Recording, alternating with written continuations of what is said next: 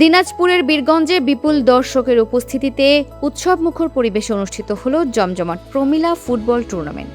সোমবার বিকেলে উপজেলার পূর্ব দারিয়াপুর 7 স্টার ক্লাবের আয়োজনে আবুদ পাড়া মাঠে এই টুর্নামেন্টের আয়োজন করা হয়। নারী ফুটবলারদের দৃষ্টিনন্দন ক্রীড়া নৈপুণ্য উপভোগ করতে মাঠ জুড়ে বিভিন্ন বয়সী ফুটবল প্রেমীদের উপচে পড়া ভিড় জমে। অনুষ্ঠানে প্রধান অতিথি হিসেবে উপস্থিত থেকে খেলা উপভোগ করেন এবং পরে বিজয়ী দলের হাতে পুরস্কার তুলে দেন দিনাজপুর 1 আসনের সংসদ সদস্য আলহাজ মোহাম্মদ মঞ্জুরুল ইসলাম। নতুন করে অনুষ্ঠান যেটাই হোক, সব কিছুরই মূল একটা উদ্দেশ্য হচ্ছে যে যুব সমাজকে মাদক মুক্ত করে রাখার জন্য।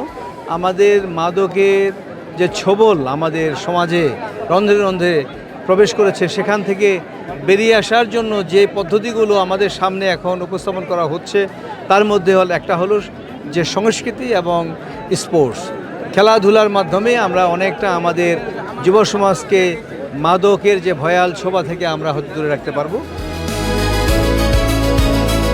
6 নম্বর নিজপাড়া ইউনিয়ন পরিষদের চেয়ারম্যান মোহাম্মদ আনিসুর রহমান আনিসের সভাপতিত্বে অনুষ্ঠানে আরও উপস্থিত ছিলেন বীরগঞ্জ পৌর বিএনপির সভাপতি আলহাজ মোহাম্মদ আমিরুল বাহার, জেলা বিএনপির উপদেষ্টা মোহাম্মদ রেজওয়ানুল ইসলাম রিজু এবং উপজেলা বিএনপির ছাত্র বিষয়ক সম্পাদক শাহজাহান সিরাজ শিপন সহ স্থানীয় গণ্যমান্য ব্যক্তিবর্গ।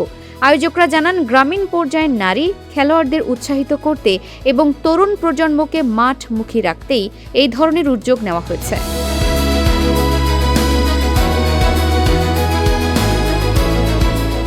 ফারহানা নিজাম, দিনাজপুর টিভি।